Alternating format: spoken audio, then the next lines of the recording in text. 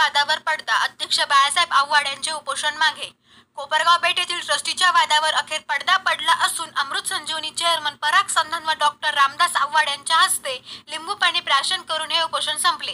या संबंधी अधिक माहिती अशी की ट्रस्टी आणि अध्यक्ष यांच्या गैरसमजुतीतून आरोप झाले होते। अखेर समोपचाराने आरोपावर पडदा पडला असून या संदर्भात अधिक माहिती अध्यक्ष बाळासाहेब आव्हाड यांनी दिली।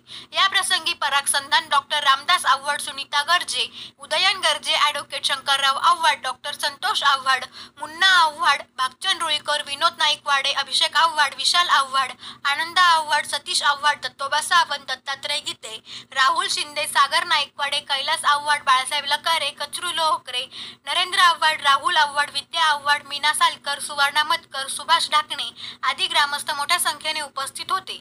या उपोषणाप्रसंगी विवेक भैया कोल्हे यांनी देखील भेट देऊन हा वाद मिटवावा असे मत व्यक्त केले होते। आज दिनांक 3 जून 2025 रोजी हे आमरण उपोषण समोपचाराने स्थगित करण्यात आले आहे। अध्यक्ष बाळासाहेब आव्हाड यांचे उपोषणास भेट देण्यासाठी बहीण पाथर्डी येथून सुनीता गर्जे या देखील आल्या होत्या। भावाचे उपोषण पाहून त्या भावनिक झाल्या। अखेर आज शुक्राचार्य महाराजांच्या आशीर्वादाने वादावर पडदा पडला। फक्त जमा झालेलो आहोत। मी गेल्या 90 साली कोपरगावात राहायला आलो, तेव्हापासून पायी पायी सायकलवर यायचो आणि आज 35 वर्षानंतर देवस्थानचा एक प्रोग्रेस बघतो आहे, डेव्हलपमेंट बघतो आहे। आता हे जे काय ट्रस्टींमधले भांडणं असतील किंवा काय गैरसमज असतील, आपण म्हणू भांडणं म्हणता येणार नाही, गैरसमज असतील, त्यामुळे एक 2-3 दिवस वातावरण खराब झालं। आम्हाला भक्तांना सगळ्यांना ते वाईट वाटलं, पण आज सगळ्यांनीच ट्रस्टींनी मनाचा मोठेपणा दाखवून हे जे वाद मिटवले त्याबद्दल प्रथमतः मी सगळ्या ट्रस्टींचे आभार मानतो। दोन भावात भाऊबंदकी असल्यावर दोन्ही कुटुंबाचा किती नाश होतो, काही काहींचे पूर्ण प्रॉपर्टी संपली पण वाद संपले नाही। इथं जर भांडणं चालू असते तर ही डेव्हलपमेंट थांबली असती। आज कुठंतरी जगाच्या नकाशावर आपल्या देवस्थानचं नाव एवढं मोठं होतंय, साऊथचे लोक येत आहेत, आमचे आदरणीय बिपिन दादा कोल्हे, त्यांच्याकडं भारतातून काय बाहेरून कोणतेही गेस्ट आले तर ते आठवणीने इथं पाठवत असतात का जगातलं एकच देवस्थान आहे का तिथं तुम्ही भेट द्यानंतर लोक रेग्युलर होतात। त्यामुळं जे काय वाद असतील ते तुम्ही बंद दारात बसून मिटवावे, गैरसमज असतील ते क्लिअर करावे आणि ट्रस्टींवर आक्षेप म्हणजे तो शुक्लेश्वर महाराजांवर आक्षेप घेतल्यासारखा आहे। इथून पुढे भविष्यात अशी कोणती गोष्ट घडणार नाही, हे सगळं सामोपचाराने हे देवस्थानचं कामकाज चालेल आणि सगळं बेटातले सगळे रहिवासी हे पण त्याच्यात भाग घेतील आणि सगळ्या ट्रस्टींनी कमीत कमी 1 महिन्यातील जी आता जी मागणी आली, जी मीटिंग आहे ती शक्यतो मंदिरातच घ्यावी, जेणेकरून ही सगळ्यांच्या समोर राहील, त्याचं प्रोसिडिंग ओपन राहील। ठराविक 2-4 जण जरी बसले ते काय धार्मिक काम आहे, त्याच्यात काय कोणाची अपेक्षा नाही का आम्हाला मोठेपणा द्या का काय करा। तर देवस्थानचा जो विकास आहे तो इथून पुढे याच पद्धतीने चालू राहील अशी मी शुक्लेश्वर महाराजांच्या चरणी अपेक्षा करतो आणि आपल्या सगळ्यांना भावी कार्यात शुभेच्छा। जय शुक्लेश्वर। कुणाची इच्छा नव्हती, इव्हन दो या ठिकाणी जे 2 ट्रस्टी आहेत, साहेब आणि कोराळकर साहेब, या दोघांची देखील या उपोषणाला बसण्यासाठी विरोध होता आणि त्यांच्याच पुढाकारानं आज या ठिकाणी सामोपचारानं आपल्या ज्या काही इच्छा होत्या, मागण्या हा शब्द मी वापरत नाही कारण ते देखील आपल्याच परिवारातील आहे, तर आपल्या ज्या इच्छा होत्या त्यांनी त्या सर्व स्वीकारून बाळासाहेबांनी पहिलं अन्नत्याग सोडावा आणि उपोषण सोडून पुढील कामाकडे लक्ष द्यावं असं त्यांनी या ठिकाणी सांगितलेलं आहे। आणि त्या पद्धतीने गेल्या 3 दिवसापासून म्हणजे जवळजवळ परवा दुपारपासून ते आतापर्यंत 48 तास झालेत, बाळासाहेबांनी पाण्याशिवाय एकही अन्नाचा कण हा घेतलेला नाही। ज्याला प्रामाणिक उपोषण म्हणतो ते खऱ्या अर्थाने प्रामाणिक उपोषण त्यांनी या ठिकाणी केलेलं आहे। तर आज या ठिकाणी काय ठरलंय हे आपले ट्रस्टी दिलीपजी कोराळकर साहेब त्यांच्या शब्दात सांगतील।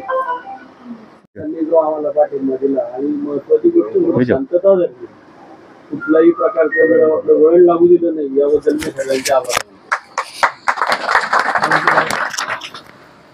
दुसरी गोष्ट अशी आहे की ज्याचा शेवट चांगला ते सगळं चांगलं। तर सर्वप्रथम मी असं सांगतो की बाळासाहेब माळोजी आव्हाड हेच देवस्थान ट्रस्टचे अध्यक्ष राहणार आहेत।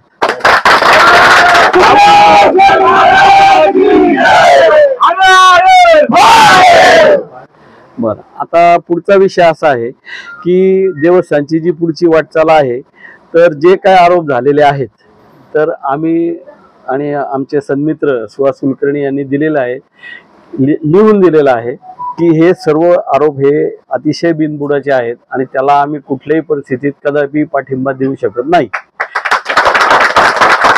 ज्यांना त्या आरोपामध्ये स्वारस्य असेल त्यांनी त्या आरोपाचं जे काय लेखी तोंडी काय जे त्यांच्याकडे पुरावा जो काय असेल त्याच्याप्रमाणे त्याचं काय निराकरण करायचं ते करावं किंवा करू नये, तो काय आमचा विषय नाही. आम्ही त्या खोलात जाऊ इच्छित नाही.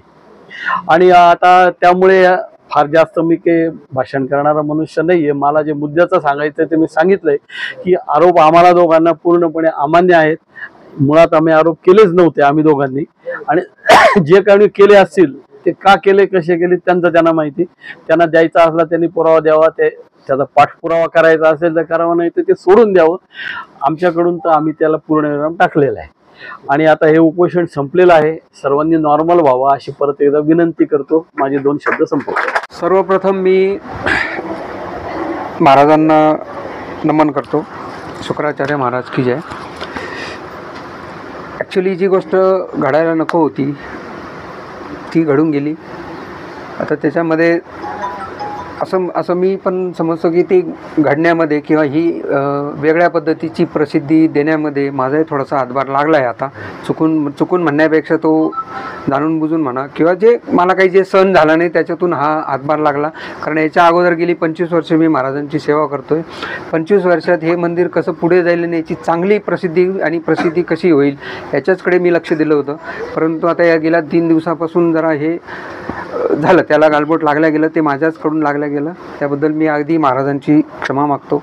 आणि ह्या जे काही झाले होते आरोप वगैरे हे सगळे गैरसमजातूनच झालेले आहेत. पण तसं त्यांनी कबूलही केलं आणि त्यांनी ते हे पण सांगितलं की ज्यांना कोणाला अजून आक्षेप असेल त्यांनी ते बिनधास्तपणे चेक करावं. माझा त्याच्याबद्दल काही ऑब्जेक्शन नाही, काही आक्षेप नाही. कारण मी स्वच्छ कारभार केलेला आहे, त्यामुळे मला नाही त्याला डर कशाला असं आपण त्या पद्धतीने मी त्यांनाही सांगतो. तुम्हाला काय चेक करायचं असेल ते बिनधास्त चेक करा, नो प्रॉब्लेम. आणि या सर्व जो काही हा 2-3 दिवसाचा उपोषणाचा पिरियड झाला त्यामध्ये हे दिलीप कोराळकर साहेब आणि SL कुलकर्णी यांनी खरोखर प्रामाणिक प्रयत्न केले की ते लवकरात लवकर मिटावं. एक तर ते बसू नये असं त्यांचंच म्हणणं होतं.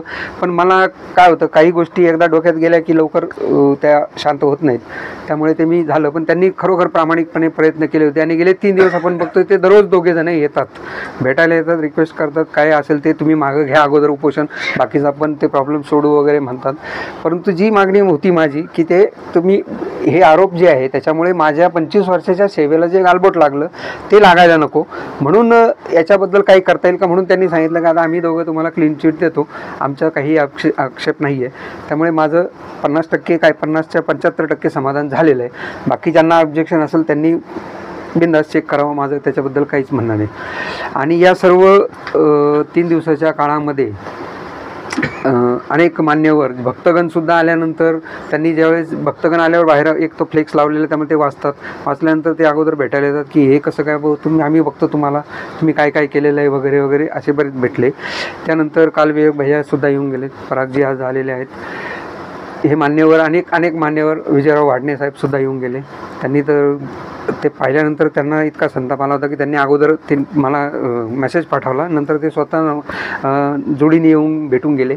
असे अनेक मान्यवर येऊन गेले. त्याचबरोबर महत्त्वाचा सहभाग म्हणजे भक्तगण तर आहेच आहे, पण हे माझे सगळे बेट ग्रामस्थ, त्यात माझे मित्र आले, आया बहिणी आल्यात, सर्व ब्रेड ग्रामस्थ सगळं गावकरी आलेत. यांनी मला 3 दिवस जो सपोर्ट दिला, त्यांनी एकमुखी पाठिंबा दिला की त्यांनी म्हणजे असं कोणी संशय व्यक्त नाही केला की याच्यात खरंच काहीतरी गडबड असेल बरं का म्हणूनच हे झालं किंवा काही असं काही नाही. प्रत्येकाने सांगितलं बाळासाहेब तिथे म्हणजे त्यांनी कारभार स्वच्छच केलेला असेल असं सगळे जणांनी मला एकमुखी पाठिंबा दिला की तुम्ही चुकीचं काही करूच शकत नाही. आम्ही जे बघतो तुम्हाला आत्तापर्यंत गेली 25 वर्ष, त्यामुळे ह्या दिलेल्या पाठिंब्याला मी खरोखर नतमस्तक आहे. आणि आपल्या सर्व गावकऱ्यांचं, येणाऱ्या मान्यवरांचं, सगळ्या भक्तांचं, आमच्या स्टाफचं, या सर्वांचं मी मनापासून आभार मानतो आणि हे उपोषण सुटलं असं जाहीर करतो. यापुढे सुद्धा असाच पाठिंबा राहू द्या. धन्यवाद. 2 जण मी देवदूतच समजत होते. आजीद आले आपल्या मंदिरात, बाळासाहेबाला खास ते पत्र घेऊन आले की बाळासाहेब तुम्हीच हे सगळं सांभाळा, आमचा काही संबंध नाही, असं त्यांनी जाहीर केलं. मी त्यांचे आभार मानतो आणि आजचं स्थगित करतो. महाराज संस्थानचे अध्यक्ष श्री बाळासाहेब आव्हाड यांनी म्हणजे त्यांच्यावर येऊनही ती वेळ आली, त्यांना उपोषण करावं लागलं. तर जे